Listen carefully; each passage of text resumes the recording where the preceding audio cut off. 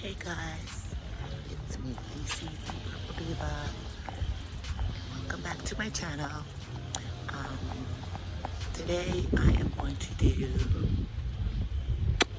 a story time about falling off the cliff and about my son briefly falling off the cliff. And it's taking me a minute to talk about this because I don't know. But before I go on, somewhere over there should be all the ways to contact me on other social media. And please hit that bell so you'll be notified of all my videos when they are uploaded. Okay, so this is Chronicles of an Artsy Autism Mom. And so this is one of the things that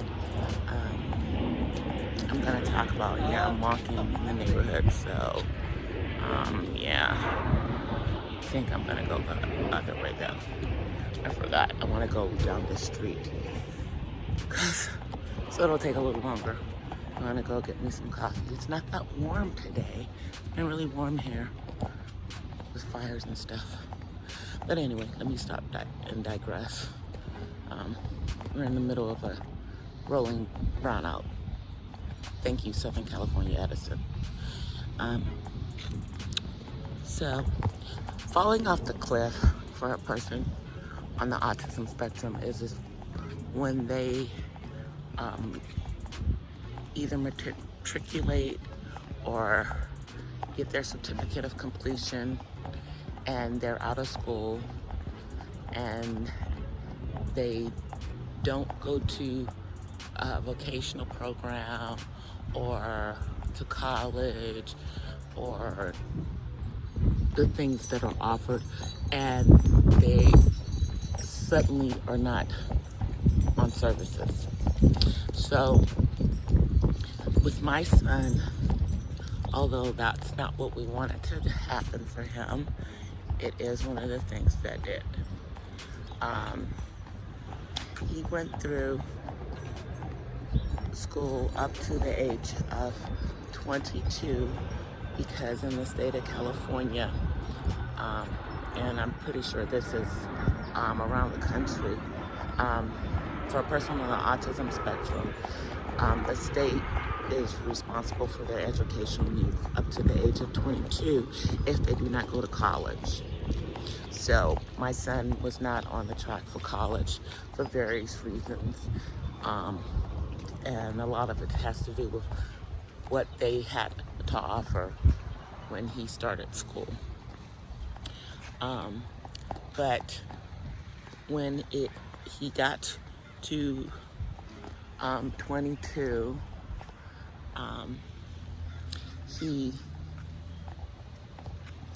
we went and looked at some services and everything, and he didn't like the programs that were available to him. He wanted to go into a program that he's not ready for still. And so initially we didn't go with any program, and he stayed home for a few months, which was, yeah, not a happy time for anybody. And it was overwhelming for myself because I work from home. And it was overwhelming for him because he was stuck in the house all day. And it was overwhelming for his dad because, you know, it was just hard finding a program that was a good fit for him. And so he fell off the cliff and was doing nothing but sitting at home collecting a check for a few months. And let me just say, nobody wants that. I don't want that, which is one of the reasons why my son is at home with me and not off in some group home where I don't have control over making sure things happen for him. So, yeah. But it's really a critical thing that happens with a lot of people on the spectrum because they don't have a support system, or they aren't utilizing their support system when they reach the age of maturity. And, to be honest, one of the things we have to keep reminding people of is that autism does not stop at age 18. It doesn't go away. It's still here, and depending on the severity of the person's diagnosis, it's critical that certain services are available for them. Obviously, you have people who are severely autistic, and so the kinds of programs that are available for them may be different. But my son is not severely autistic. To be perfectly honest with you, if he were more verbal, they would consider him high functioning, honestly. But he's one of those ones who will rise to the level that you expect of him, which is why I try to push him to do more, because I know he's capable of more. But getting back to falling off the cliff, when we finally did get him into a program, the program that he's in now, it was okay for a minute, but it's not really challenging him. And guys, I'm sorry, it's starting to get loud because I'm walking, on the main street in my neighborhood now. It's not really challenging to him. And then we have the case of the fact that some of the people that are at that particular program that he's at are a lot older than him. And I don't mean that they're old, I mean that he's in his early 20s, not even mid-20s yet, but these people are at least 10 years older than him. Different age range. And, some of them have some behaviors and use language that I'm not really happy with, nor is his dad. And, I'm gonna be right back. Okay guys, I'm back. Took me a minute. I was in there talking to the clerk in Espanol. Bienvenida es algo cubano. So,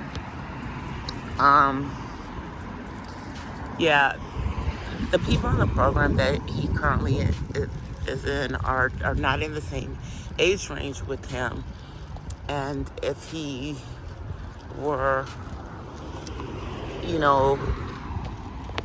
quote unquote, an atypical kid, he wouldn't be hanging out with somebody in their 30s. Let's be honest.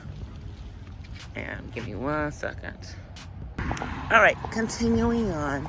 So, it's just not a good fit for him. And so now, even though he's in a program, he's somewhat falling off the cliff because it's not really meeting the needs that he needs. He needs living skills, and he needs to be in a position that he can become employable. And that's not what's going on right now. So his dad and I, along with him, are going to have to, sit down with the regional center and look at the options that are available now, because in the last year, they're starting to get some more programs that are geared towards our kids, for our adults, getting to places of being at least semi-independent. because, I mean, the reality is just that I, as his parent, am not going to be here forever. Although I plan on living until I'm 100. Seriously, guys. Seriously. I'm planning on being around, alive and kicking, till I'm 100. But it's so easy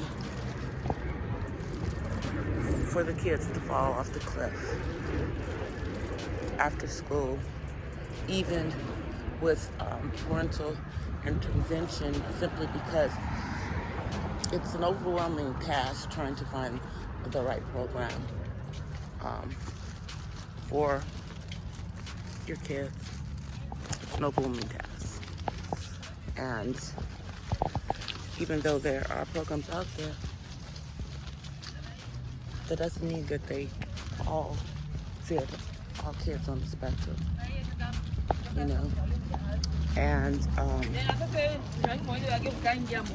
that's kind of the challenge in today's society, really, to be honest with you, because at least here in the United States,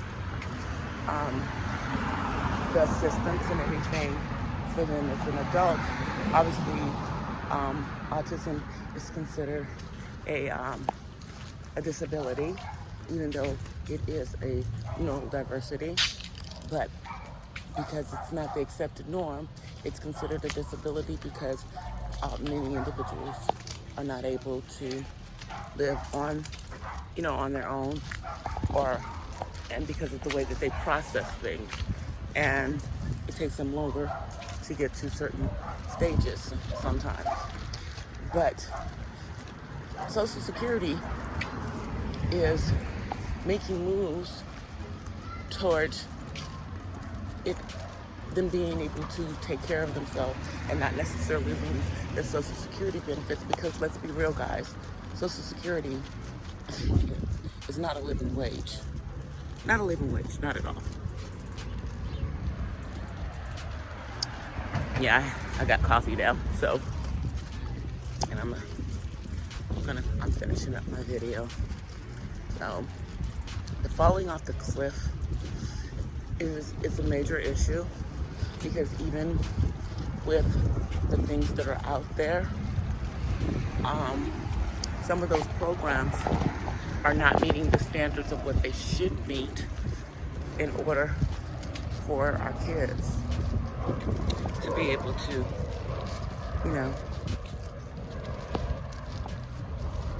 take care of themselves, and it's kind of up to parents and caregivers to help in that process. Now, one of the things I will tell you is that CARD, which is the Center for Autism Research and Development, has what is called a Living Skills website that is available for people who are on the spectrum and their caregivers and teachers and everyone to help with getting the skills that they may not have gotten in school or through any programs that they're in. Because although ABA, which is adaptive behavioral therapy, is generally only available unfunded when in school, because in the past they did not do the intensive ABA that they should have been doing with everyone on the spectrum. We've got all of these individuals out there, including my son, who have gaps in their living skills. And so that's a program that I'm going to be using with my son to help fill in some of those gaps, to help him to be able to be more independent, also to help him to deal with behaviors that he has now that he needs help with controlling, so, stemming behaviors. And if You thought that stimming goes away. It usually doesn't. They just find a different form of stimming. Um, even high-functioning individuals, to help them to not melt down, you know. But falling off the cliff is just it's a serious situation, because over 80% of adults with autism still live at home with their parents. Most of them are not fully employed, even if they are capable of being employed because of the stigma on autism. And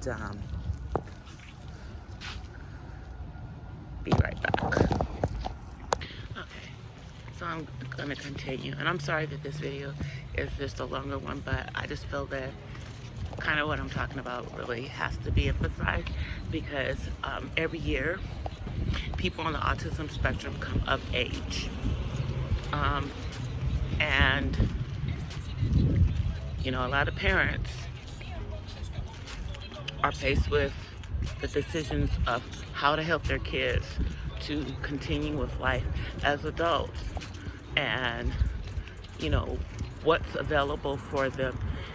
And in some situations, the parents aren't in a situation to deal with their children, and then it falls on the state that they live in. And then you have group home situations, at least here in California you do. But the cliff is a reality for many, many individuals on the spectrum, even in areas where there are services. And it's simply because they don't know, or they're not being properly directed towards the services, or